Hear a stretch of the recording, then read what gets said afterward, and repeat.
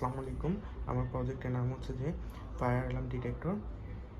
এখানে আমরা প্রথমে আইসি ইউজ করছি। আইসির নাম হচ্ছে LM358। সেটার 1 নম্বর পিনটা হচ্ছে যে আউটপুট, 2 এবং 3 নম্বর পিনটা হচ্ছে ইনপুট, 4 নম্বর পিন হচ্ছে যে জিএনডি গ্রাউন্ড, অ্যান্ড 8 নম্বর পিনটা হচ্ছে যে ভিসিসি। ফার্স্টে আমরা 1 নম্বর পিন থেকে বাজারের পজিটিভ প্রান্তের সাথে কানেক্ট করলাম। বাজারের পজিটিভ প্রান্তের সাথে এলইডি নেগেটিভ এবং এলইডি পজিটিভের সাথে একটা রেজিস্টার কানেক্ট করে সেটাকে আমরা কী করলাম, এখানে গ্রাউন্ডেড করলাম। ওকে, গ্রাউন্ডেড করার পরে 2 নম্বর পিন থেকে আমরা পটেনশিওমিটারের 2 নম্বর পিনের সাথে কানেক্ট করলাম। পটেনশিওমিটারের 3 নম্বর পিন হবে যে থার্মিস্টর এবং রেজিস্টারের মাঝখানে কানেক্টেড। থার্মিস্টরের প্লাস প্রান্ত হচ্ছে যে প্লাস ভিসিএ যাবে এবং রেজিস্টারের নেগেটিভ প্রান্ত হচ্ছে যে গ্রাউন্ডেড করলাম। তারপর যে পটেনশিওমিটারের 3 নম্বর পিনটা হবে যে গ্রাউন্ডেড। পটেনশিওমিটারের 3 নম্বর পিনটা আমরা কী করলাম, গ্রাউন্ডেড করলাম। পটেনশিওমিটারের 3 নম্বর পিন হচ্ছে যে গ্রাউন্ডেড।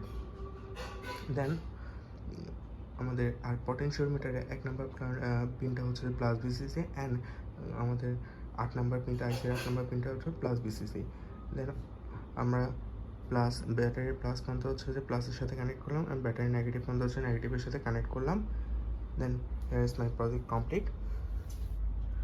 দেন এটাকে চালিয়ে দেখলাম। এখানে যদি আমরা থার্মিস্টরে যদি আমরা ফায়ার কানেক্ট করি,